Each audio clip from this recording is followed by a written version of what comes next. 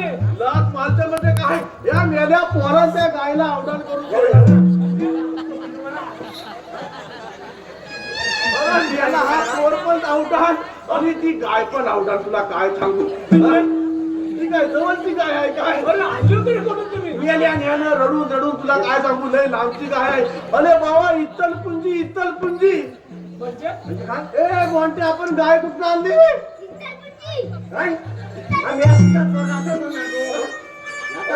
इत्तलपुंजी इत्तलपुंजी इचलपुंजी नसेल ती इचलकरंजी असेल. तेच सांगतोय मगाच इत्तलपुंजी इत्तलपुंजी झाली. अरे बरोबर आहे त्याची भाषा तशी आहे. अरे भाषाच तशी ना आमची. हा प्रॉब्लेम आहे. अरे तोच पाहुणे माझा पोल बघ पोलागला बघ माझ्या. बघितलं बरोबर कसं आहे तो पोल म्हणजे काय तुला कधी हा लहान दिसला ना तरी मेला 35.5 वर्षाचा आहे. अरे तुझ्या बापाच्या मिशा काय आणि तुझ्या मिशा काय समोर बघ. अरे मोठमोठे तुझ्या मिशा बसतात त्यांना मिशा नाही तुझ्या मेलेल्या मिशा पण केवढ्या. अरे बाबा त्याची एक वेगळीच गोष्ट आहे. तुला काय सांगू मेला हा पोल आहे ना मेला 1 नंबरचा खोटा खोटा आहे. मेल्यावर संस्कार चांगलं नाही. तू करायचं आहे. अरे होय बोला मेल्याचं कर्म चांगलं नाही. तुला सांगतो मेला रात्री 12:30ला दलामला अमोशाच्या रात्री दलामला त्याच्यात काय म्हणतो अमोशाच्या रात्री 12:30ला दलामला तो दलामला मेला मिशी सकटच दलामला का नाही.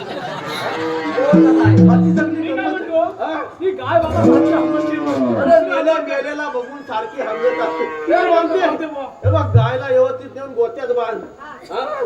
झाला बिला व्यवस्थित काल इकडं तिकडं बांधू नको कुठे. मी याला काय करतो माहित आहे काय गायच्या जागेवर बैल बांधतो बैलाच्या जागेवर गाय बांधतो. सकाळी माझी बायको उतरत जाते तिला काय समजतंय ती आपली गायच्या ठिकाणी दूध काढत काय म्हणतो हा मेला पोर काय धड तुला काय मेला खोटा पोरतो इकडं तिकडं सगळी धोरा इकडं तिकडं बदलीत असतो. गायला नेऊन व्यवस्थित बांध.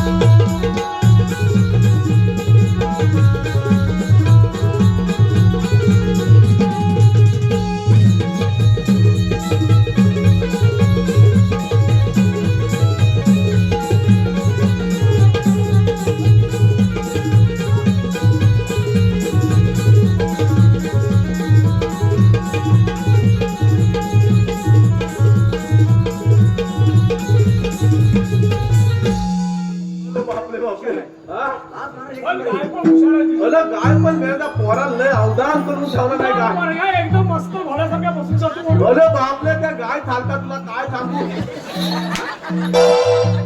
काय झालं?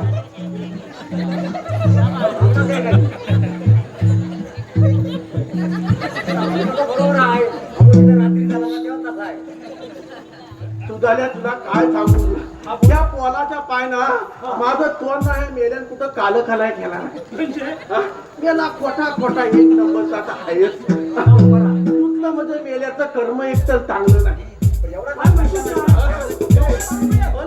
लहान वय कुठं मेल्याचं स्वतः जरी दिसत असला ना तर मेल्या 35 वर्षाचा पोल आहे.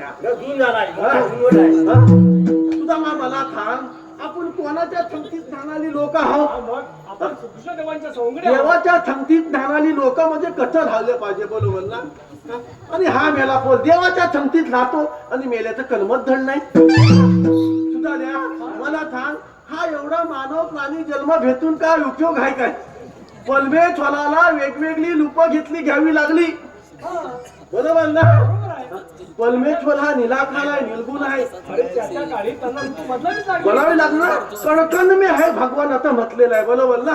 प्रत्येक अणुरेणू मध्ये परमेश्वर आहे आणि ते मानव प्राण्याला ओळखलं पाहिजे बरोबर ना. आजच्या कार्यक्रमाच्या दिवशी माझा तरुण वर्ग भेटतो. तरुण वर्ग बोलेल काहीतरी फाकले आल्यानंतर काहीतरी अचकत पटकत ऐकायला भेटतो बरोबर ना. ते ऐकून ऐकून आपण आता जुने झालो बरोबर ना. काहीतरी आपण चांगलं घरी घेऊन घेतलं पाहिजे आणि त्याच्यातून काहीतरी समाज प्रबोधन चांगलं झालं पाहिजे. आज आपल्या जवळजवळ या आजवेतल्या लोकांनी गणेश मंदिर या ठिकाणी बांधलेलं आहे. कशासाठी बांधलेलं आहे? हा आपला मानव प्राणी कुठंतरी या भगवंताच्या सेवेखाली राहायला पाहिजे. तन मन धन अर्पून ह्या इत्वलाची सेवा करायला आपलं शिकलं पाहिजे. बघा बरीच युग गेली. आपण आधी जन्माला कशाला आलोय हेच आपल्याला माहिती नाही. आपण का जन्माला आलोय या परमेश्वरानं आपल्याला जन्माला का घातलं हेच आपल्याला माहित नाही. काय केलं पाहिजे? 84 कोटी योनी फिरल्यानंतर तुम्हाला हा मनुष्य देह भेटलेला आहे. 84 कोटी योनी म्हणजे काय?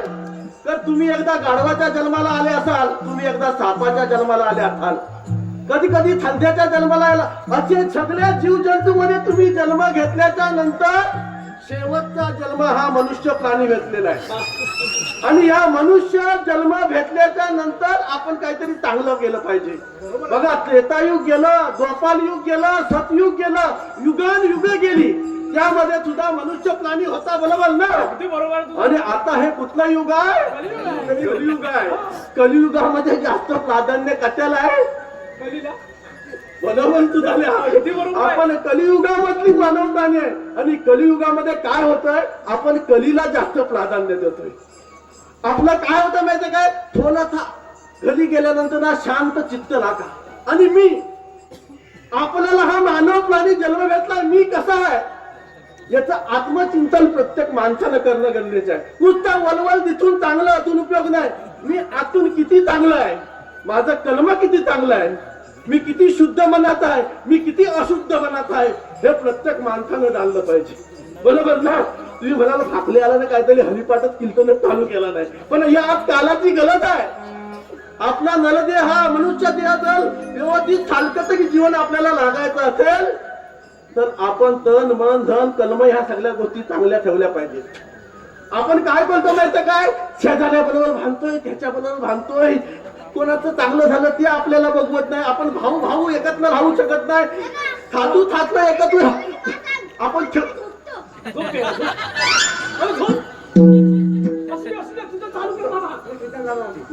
थातू थातले यांची सेवा करायची. आजकालच्या ज्या महिला वर्ग आहेत त्या नुसत्या दिखावा करतात. काय करतायत? कलावती देवीची काय वती घालतायत, काय वाघदाई देवीची वती घालतायत, महालक्ष्मी देवीची वत्या घालतायत. नुसत्या वत्या भरून काय उपयोग होणार नाही. तुम्ही नुसते 1 नारळ फला, 5 नारळ फला, 10 नारळाचं तोरण द्या. परमेश्वराला नारळाची अपेक्षा नाही. तुमचं कर्म किती चांगलं आहे मग तुम्ही श्रद्धेचा एकही नारळ द्या, तेव्हा श्रद्धेचा एकही नमस्कार करा. परमेश्वर तुम्हाला पावल्याचे वाढणार नाही. परंतु तुम्ही 1 नारळ देताय आणि जगभरचं सगळं मागून घेताय, तुमचं कर्म जर व्यवस्थित नसेल तर अशा प्रकारची जरी आपण 100 मंदिरं बांधली तरी एकही देव तुम्हाला प्रसन्न होण्यातला नाही. आपल्याला जर आपलं कर्म चांगलं ठेवायचं तर ह्या गोष्टी काय विशेषतः म्हणजे आजकालचा तरुण वर्ग जास्त व्हावत निघालेला आहे बरोबर ना. सगळ्यात तरुण वर्ग नाही व्हावत निघालेला आहे. तरुण वर्गाने मुलांनी आपल्या आई वडिलांच्या आज्ञेमध्ये झालं पाहिजे. ज्या दिवशी तुमच्या आई वडिलांच्या आज्ञेच्या बाहेर जाल, ज्या कुटुंबातले आई वडील आनंदामध्ये असतील, ज्या कुटुंबातले थातू थातले व्यवस्थित आनंदामध्ये असतील, ते कुटुंब जगातलं सर्वात श्रीमंत कुटुंब. तुमच्याकडे किती पैसा आहे, किती हलका आहे, या सगळ्या गोष्टीला शून्य किंमत आहे. तुम्ही जर तुमच्या आई वडिलांच्या आज्ञेमध्ये नसाल तर सगळ्यात जास्त महापापी कोण असणार आहे? आपण असणार आहे. आणि ह्या गोष्टी नुसतं देखाव्या फुलत्या नाही लक्षात आलं. याचं हे सगळं आहे ना टांगा पलटी घोला म्हणतात ना, हे आता आपल्याला कळणार नाही किंवा मी आता थांबतोय ती गंमत वाटत असेल, पण परमेश्वरी ही सगळी लिखाण ठेवतोय आणि त्यावेळेस आपला टांगा पलटी घोला व्हायला वेळ लागत नाही. त्यामुळे आपलं कर्म सुधारलं पाहिजे. मग त्या ठिकाणी तुम्ही आता आम्ही आता सगळा मानव प्राणी असू दे, आपण आपलं कर्म व्यवस्थित सुधारलं पाहिजे. हे आजच्या कार्यक्रमाच्या दिवशी या ठिकाणी समाज प्रबोधन करतोय, या ठिकाणी झालेली सेवा मान्य करून घ्या. बाकीचे सगळं जाऊ द्या. मला तुझी झाला, मला या ठिकाणी माझ्या जोडीदारांनी कशाला बोलवली तुला?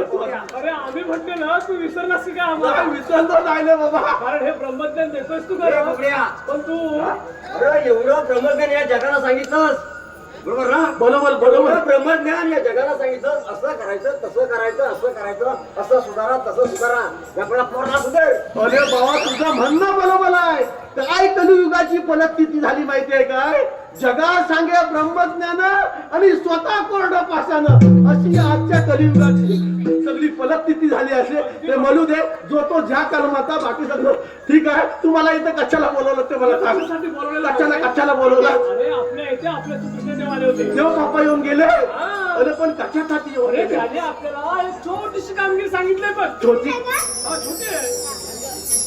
हा तुम्ही छोटीशी आहे बघ. कसली कसली येऊन अरे 16 सहस्र 108 गौरवचा मेळा. तुझा बापूच मेला तरी म्हटलं मोदी बोलत कसा नाही कोण मेला. अरे दमाव दमाव 16 सहस्र 108 गौरणींचा मेळा 108. थाटपाट करून मथुरा नगरी चाललाय. मथुरेच्या बाजारी चाललाय. अरे, तो मथुरा नगरी न जाता आपल्याच गोकुळात राहायला पाहिजे. ती बरोबर कामगिरी आहे बरोबर आहे. आपल्याला देव बाप्पांचं म्हणणं एकदम बरोबर आहे. हा, मग? अरे पण त्या लवलनी आहेत कुठं? या बरोबर